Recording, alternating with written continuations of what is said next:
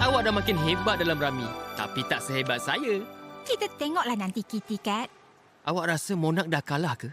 Ia terlalu mudah. Dan masih tak ada berita dari Felix? Tak ada apa. Pelik betul.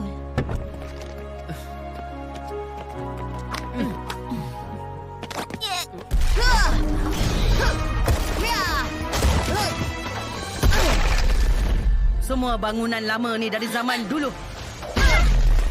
Masa untuk hancurkan kota Paris lama ni dan mengubahnya jadi bandar moden.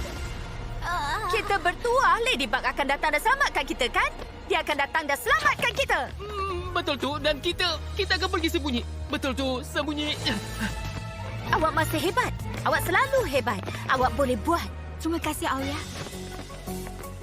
Dah lama sangat. Apa yang Mona nak buat kali ni? Jangan biar keraguan ambil alih. Awak kan Ladybug yang menakjubkan. Tiki, sarung topeng saya. Yeah!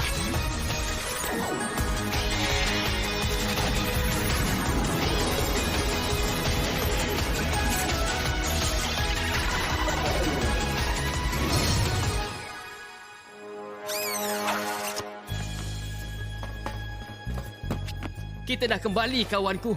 Mata senyap tu memang sangat hebat. Saya tahu ia tak boleh bertahan. Flag, bertukar!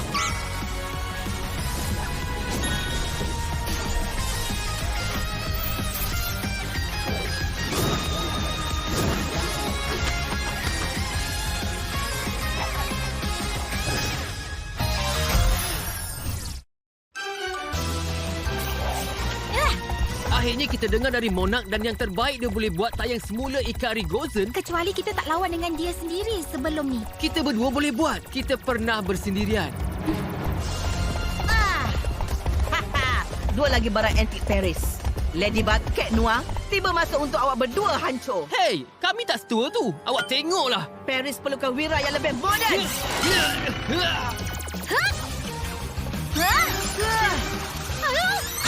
Ladybug! Ya. Awak okey? Saya okey, terima kasih. Tak, Agditherium. Jangan risau, Cat Noir. Saya boleh baiki apa saja. Awak kena kalahkan saya dulu, Ladybug. Awak kena hancurkan pedang dia tu.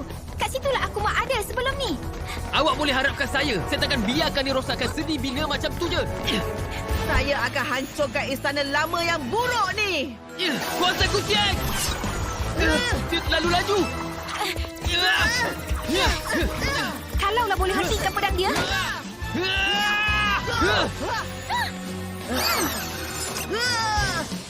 Multitude! Multitude? Itu kan panggilan untuk Miraculous Mouse. Itu kan kuasa berganda-ganda. Mari kita selesaikan untuk selamanya.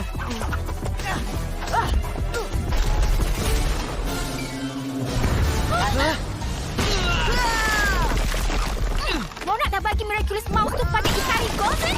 Sebab itu yang kita akan dapatkan semula lepas ni. Sayalah yang akan dapatkan Miraculous awak tu. Faham? Jadi, awak dah berminat dengan permata kuno ni pula ke?